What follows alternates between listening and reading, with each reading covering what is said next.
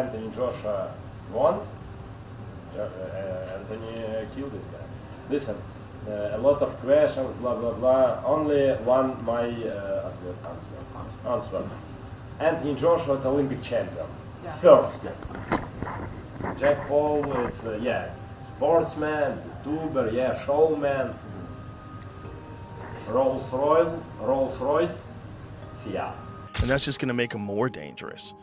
He's going to be terrifying, and he's going to have a lot to prove. He's going to be very angry that Jake Paul wants to fight him. Knows how to keep that stick in your face. He will keep that jab in his face, and that right hand, if it hits you, you're fucked. There's no way in my mind I can see Jake Paul getting an upset or beating Anthony Joshua. It's a whole different ball game. This guy's a heavyweight. He's an Olympian. He's a world champion. He's all these different things. Pros are warning Jake Paul about how powerful Anthony Joshua is, especially since AJ looks his best in training camp. Experts say Joshua's size, speed, and knockout power make him very dangerous, and one small mistake could cost Jake the fight.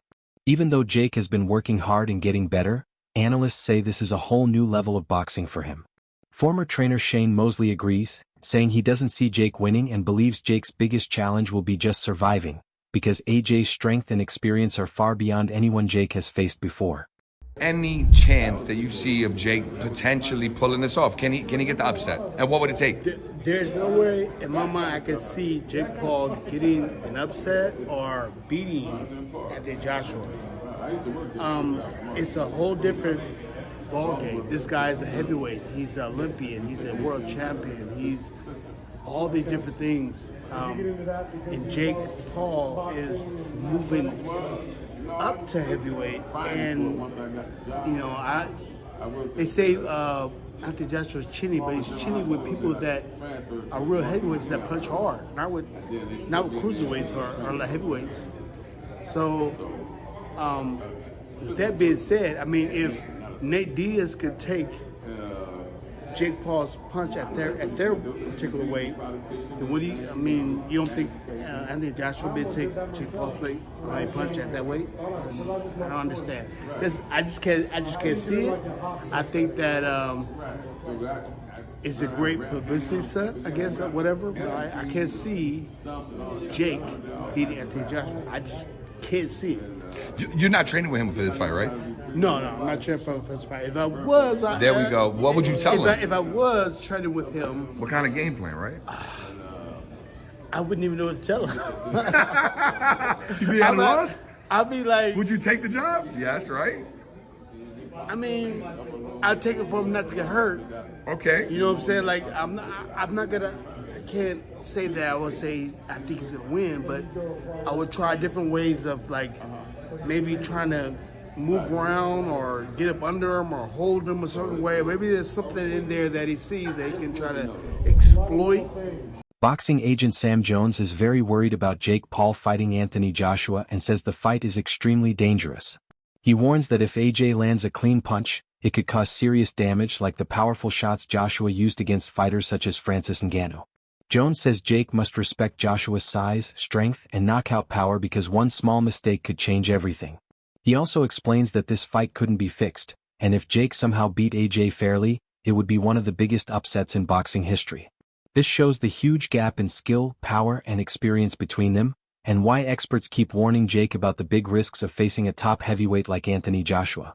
I think that this could go really wrong if like I say, you want him to come out, no matter what anybody thinks about Jake Paul, you want him to get out of the ring and be safe. But the reality is, if AJ hits him like same way he hit Francis Ngannou, he could brown bread him, Jim.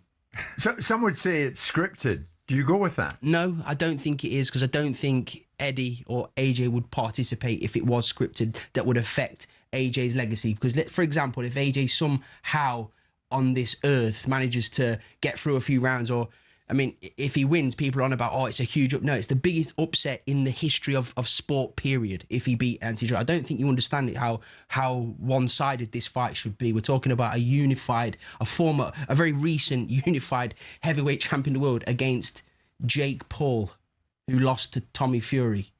That's the reality of what we're looking at here. You watch it? I've never denied I'll watch it, because it's like when Simon Cowell used to get excited over magicians trying to climb out of a box. It's the jeopardy involved of trying to climb out the box, because you think, oh my life, what could go wrong here? That's what I'm watching it for the potential. I'm just being honest. I will watch it, but I just think that. Do you think it's scripted? No. I mean, I spoke to Eddie. Eddie thinks he'll get him out there without one big shot, but a cluster of punches will take him out. Because if he does take a big shot, like Ngannou took, he's going to get hurt, but he's going to get hurt anyway. That's the nature of the business. People do get hurt in a boxing ring. The best fighters get hurt. So he's not immune to it. The interesting thing will be is exactly how the conclusion of the fight will be and how it gets sold into the public, because people are going to fly around. I was going to go there and watch it, not because I felt the fight had any meaning, but because I wanted to understand the scale of what's going on with Netflix and what's the scale of something like this that can generate 150 million. Because there's only one reason Anthony Joshua's going in there is because someone is foolish. Anthony Joshua is fully focused in training camp and is putting all his energy into getting ready for the Jake Paul fight. With a weight limit of 245 pounds, AJ has slimmed down and looks leaner and sharper than he has in years. He is training with top coaches and taking this fight very seriously, staying away from distractions so he can perform his best. This strong focus shows his experience as a former two-time world champion and Olympic gold medalist, proving he is fully locked in and ready to give everything on fight night. I love it. So what am I bringing differently? I wouldn't say a new mindset, but definitely like a new perspective. But ultimately, everything new has to lead to a win. So yeah, that's what I'm focused on right now, just winning. Chael Sonnen, a well-known MMA analyst, explains how hard this fight will be for Jake Paul. He says that even with extra tricks or advantages, Jake would still struggle because Anthony Joshua is much bigger. From the start, the fight has been shown as David versus Goliath, with a smaller, less experienced Jake facing a stronger and more skilled Joshua. While fans find this exciting, Sonnen warns that the size difference makes the fight very dangerous. Sonnen also criticizes the people promoting the fight, saying they did a poor job. He believes the hype is exaggerated and doesn't show what the fight will really be like. According to him, the big gap in size, skill, and experience makes the matchup unfair, and the promotion focuses more on drama than the real risks Jake will face in the ring. Bisping stepped right in front of this and says there is no way on this earth that Jake Paul is going to knock out Anthony Joshua, because he's right. If they let him get in there with a shovel, he still wouldn't get the shovel to Joshua's head, and if he did, he wouldn't generate enough power to knock him out, all right? There's no way on earth, are the words of a world champion, and he's right. From a man who's half his size and had everyone talking trash on social media, to all of a sudden Jake Paul's the small guy, and he's taking on Joshua, who's towering over him. Now, what Bisping's referencing there is that when Jake Paul was preparing for this very date, for this very event on Netflix, he was getting ready for Tank Davis, where Jake himself had a huge size advantage, admitting that size matters. Just saying that my lack of experience can be balanced by me having 30, 40 pounds on you. Now, all of a sudden, that argument goes away, and that's what Bisping is speaking to. Bisping says he hits harder, referring to Joshua. He's the bigger man, talking about Joshua. He's got the longer reach. He's an Olympic champion. Jake Paul is not going to go out there and turn into a real-life David versus Goliath. That ain't happening. Everyone should know it. This fight has been frowned upon, not only because of the suggestions that the fight might be fixed, but also from people in the boxing world that look at this fight as a spectacle, a circus, a sideshow attraction. And for those reasons, this is a very dangerous match. Joe Rogan, a respected commentator and former athlete, warns Jake Paul about Anthony Joshua's knockout power. He says that while Jake has fought former champions before, none are close to the level of an Olympic gold medalist and former heavyweight world champion like Joshua. Rogan explains that AJ's power, combined with his top-level experience, makes this fight very different and much more dangerous. He warns that if Jake underestimates Joshua, it could be costly, because he must deal not only with skill but also the huge force behind Joshua's punches. Sparring match with a 58-year-old Mike Tyson, and then you're going to fight one of the absolute scariest knockout artists in the heavyweight division. Maybe we should watch the Francis Ngannou fight so you could see. Let's watch that real quick, just so you can see what Anthony Joshua is capable if he's fighting someone that's not in his league. Okay, look, Usyk beat him, and he beat him twice, and Andy Ruiz caught him in the first fight and dropped him and stopped him. It was spectacular. Andy Ruiz is super fucking talented. Usyk is perhaps the greatest heavyweight boxer of all time. Heavyweight boxer Cassius Chaney shares doubts about whether the fight will really happen. He says there are still problems to solve and not enough clear information as the event gets closer. Chaney points out that fans haven't seen enough proof or official updates, so the fight could even be cancelled at the last moment. He says this kind of uncertainty is common in big fights, especially when one fighter like Jake Paul comes from outside traditional boxing, and warns that planning and promotion issues could still stop the event. Yeah, I say, oh yeah. Like, no doubt. Like, let's go, you know, like. So I was excited, but to be honest with you, as the fight got closer, I started to feel a little bit like something don't feel right. You know what I mean? Like, they don't feel right. Like, we don't have flights yet. We don't know when we're leaving. You know what I mean? Little stuff like that was kind of bothering me a little bit. And that day, Wednesday, it was Wednesday, I believe. That day we got the call like, yo, you know, they going in a different direction. And, you know, it sucked. Did you know that different direction was Jake Paul? No, I didn't. But I wasn't surprised either, you know what I mean? Because, you know, Jake Paul, listen, you know, all these guys, they businessmen. When I put it into comparison, yeah, AJ was going to fight an 8-rounder against Cassius Chaney. Yeah. For a 40th.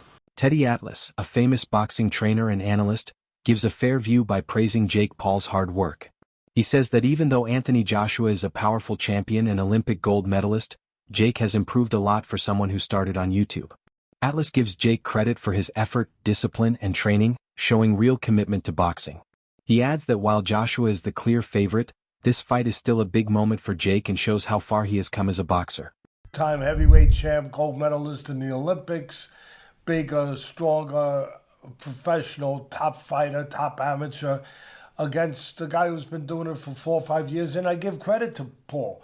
You know, he's worked his backside off to build this promotional machine that he has, to build this dream, you know, to make this vision come to light. Incredible businessman, and incredible what he's done in the ring. That, yeah, he's picked the spots and everything else, but he still faced danger. And he still, you know, took it serious, where he's trained his backside off and where he's improved as a fighter. You know, does that put him in the class of a top professional fighter who's been doing it his whole life? No, of course not. But does that make you at least examine it? Yes. And when I examine it, I start with a couple things. First of all, Jake Paul is pretty damn smart. He hasn't made too many mistakes. I know it was the Tommy Fury fight. That was close. But one loss. There's one loss. But he hasn't made too many damn mistakes. And now, I mean, the guy's been a half a genius. And so I look at it and I said, all right, I want to look at everything. Don't look at just he's going to get killed. That's the easy way to look at it. It might be the right way. It might be. But I want to look at what you touched on, now go deeper. It's been 15 months. He hasn't fought, Joshua. Last time he got in the ring, he got destroyed. He got knocked out. That's hard to overcome. There's bats in the belfry. There's ghosts in the attic. That's hard to overcome. I mean, that's there. His confidence. Another key view comes from boxing analysts who talk about whether the fight is real and fair. They say that even though Jake Paul is known for flashy events and rumors of fixed fights, this match with Anthony Joshua will follow real professional rules. Joshua has clearly denied any tricks, and experts say both fighters will compete in a fair, official bout, ending rumors that the fight is planned. Analysts also keep pointing out the big differences in size, strength, and experience. They explain that Joshua's weight and reach give him a major advantage and allow him to control the fight. This makes it hard for Jake to land clean punches. At the heavyweight level, power matters a lot, so Jake must stay focused, defend well, and be ready for the danger of facing a much bigger and stronger opponent. And that is the Tommy Fury loss. If you're Jake Paul, why on earth would you lose to Tommy Fury? Why would you fix losing to Tommy Fury? It just doesn't make any sense whatsoever. The only way I possibly could have bought that would be if there'd been some kind of immediate rematch or a trilogy set up through it where they were just trying to generate more revenue because they looked at the scene and went, we don't have enough dance partners. But in reality, it makes no sense for Jake Paul to rig losing a fight. It just doesn't. And you could argue that maybe he rigged other fights after that, but I think there's more than enough evidence to suggest that Jake Paul had enough about him to go in and actually win those fights. Which I suppose speaks to the reality of his current level of ability, which is he might actually be a little bit underrated by some people. Maybe overrated by many too, because some people think in a real fight with Joshua, he has a fighting chance of knocking Joshua out. But generally speaking, I think that maybe people just don't understand that he's actually got okay at boxing. I mean, the only thing you could argue is maybe he's overlooking Jake a little bit. He clearly thinks he's far better and that Jake can't challenge him in any way, shape, or form, which makes you worried about complacency. But even a complacent Anthony Joshua should be able to get it done in there fairly comfortably against Jake Paul. We also have to consider Anthony Joshua's existing wealth. There's boxers who have been far less commercially successful than Anthony Joshua in their careers. And I could kind of understand them maybe being tempted by an offer from Jake Paul to rig a fight and take a load of money. But it just wouldn't make any sense for Anthony Joshua, who's already extremely wealthy. As far as I know, he doesn't have any issues with gambling or any stuff like that. So whilst he doesn't need the money, it's just easy money, which means it makes you sort of think, well, this must be a real fight if it's easy money. Because the only thing that's easy for Anthony Joshua to do is to go in there and win, to go in there and smash the guy in front of him. It wouldn't be easy for him to go in there and somehow let Jake Paul win. That would be a very difficult thing for Anthony Joshua to do, I believe. That's all for today's video. Stay tuned and we'll see you next time.